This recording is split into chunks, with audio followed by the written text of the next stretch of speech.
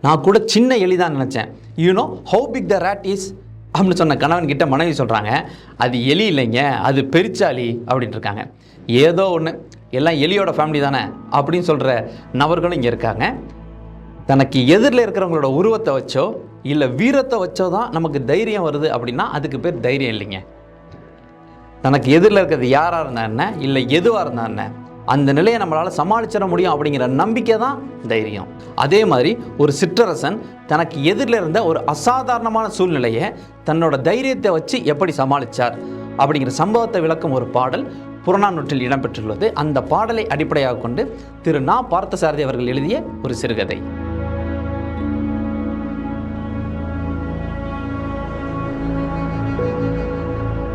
இருங்கோவேல் ஒரு பெரிய வேட்டைக்காரன். வில்லும் கையமா அவர் காட்டுக்குள்ளே நுழைஞ்சிட்டார்னா அங்கே இருக்கிற மிருகங்கள் எல்லாமே பயந்து ஓடுமே தவிர இவர் எந்த ஒரு மிருகத்தை பார்த்தும் பயப்பட மாட்டார். இருங்கோவேல் ஒரு சிற்றரசன் தான், ஆனால் இவரோட வேட்டையாடும் திறன் பேரரசர்கள் எல்லாருக்குமே தெரியும். அந்த அளவுக்கு பிரசித்தி பெற்றிருந்தார். அன்னைக்கு ஒரு நாள் இருங்கோவேல் காட்டுக்கு வேட்டையாட போயிருந்தார். அப்போ அவர் முதல்ல பார்த்தது ஒரு முள்ளம்பன்றி வில்லும் கையுமா இருக்கிற இருங்கோவேலை பார்த்த உடனே மயிர்கால்கள் எல்லாமே ஈட்டி மோல் குத்திட்டு இருந்துச்சு. உடனே வேகமாக அதை ஓட ஆரம்பிச்சிட்டு அதை பார்த்த இருங்கோவேலும் அந்த விடலை துரத்தி ஓட ஆரம்பிச்சிருக்காரு. அந்த முள்ளம்பன்றி மேடு பள்ளம் புதர் நீரோடை அப்படிங்கிற எல்லா இடத்தையும் சளைக்காமல் ஓடிட்டே இருக்கு. இருங்கோவேலும் அதை பின்தொடர்ந்து ஓடிட்டே இருக்காரு. பன்றி ஓடுறதுக்கு அழுக்கவில்லை, சளைக்காமல் இளைக்காமல் ஓடிக்கிட்டே இருக்கு. அதுக்கு பின்னாடி போன இருங்கோவேலும் அழுக்கவில்லை, சளைக்காமல் இளைக்காமல் துரத்திட்டு ஓடிட்டே இருந்திருக்காரு. அந்த பன்றி ஒரு முனிவர் இருந்த ஒரு ஆசிரமத்து பக்கத்தில் அந்த புதரில் போய் மறைஞ்சிருச்சு. இவரும் பக்கத்தில் போய் நின்றுருக்காரு. தன்னோட வில்ல அம்பெடுத்து ஏயலாமா அப்படின்னு யோசிச்சுட்டு இருந்த அந்த டயத்தில் அவர் பார்த்த காட்சி அதை விட பயங்கரமான ஒரு காட்சியாக இருந்துச்சு. அடுத்த ஒரு வினாடி இவரது மயிர்கால்கள் குத்திட்டு நின்றுச்சு. ஏன்னா அங்கே ஒரு முனிவர் உட்காந்து தவம் செஞ்சுட்டு இருந்திருக்காரு. அவருக்கு பக்கத்தில் இன்னும் ஒரு சில வினாடிகளில் அவர் மேலே பாஞ்சு ஒரு புலி அவரை கொல்ல போகுது. அந்த காட்சியை பார்த்த இருங்கோவேலுக்கு மயிர்கால்கள் குத்திட்டு நின்றுச்சு. அவர் இவ்வளோ தூரம் துரத்திட்டு வந்த முள்ளம்பன்றி மேலே இருந்த கவனத்தை கூட விட்டுட்டு நேராக புலியை மட்டுமே பார்த்துட்டு இருந்திருக்காரு.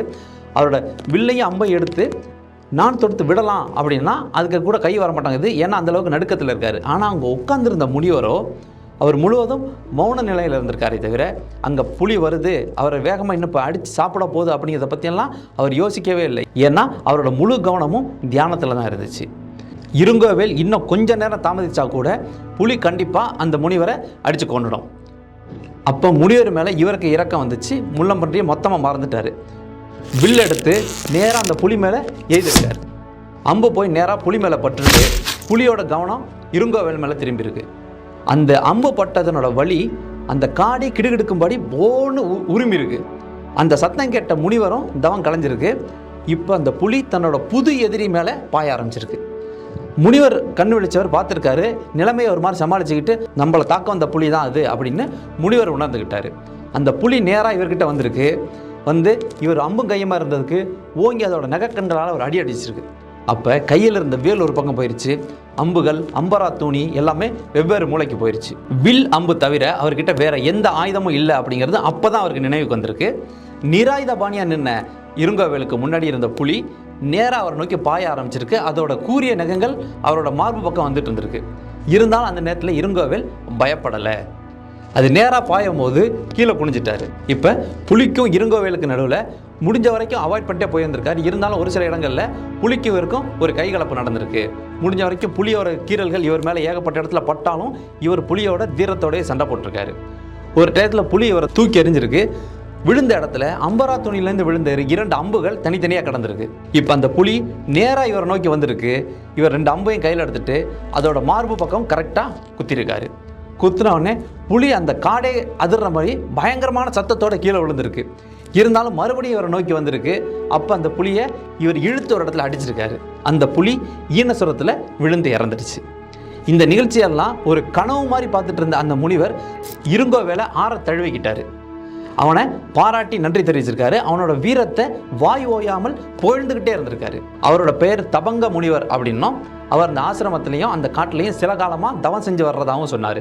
இவர் ஒரு சிற்றரசனும் இவரோட பேர் இருங்கோவேல் அப்படிங்கிறதையும் தபங்க முனிவர் தெரிஞ்சுக்கிட்டாரு. இந்த வீரதீர செயலுக்கு நினைவு சின்னமாக நான் ஒரு சிறப்பு பெயர் உங்களுக்கு கொடுக்கலான்னு இருக்கேன் அப்படின்னு தபங்க முனிவர் சொல்லியிருக்காரு. இருங்கோவேல் சொல்லியிருக்காரு, தங்களோட திருவாயால் எனக்கு ஒரு சிறப்பு பெயர் கிடைக்கிது அப்படின்னா அது மகிழ்ச்சியான விஷயம்தான்.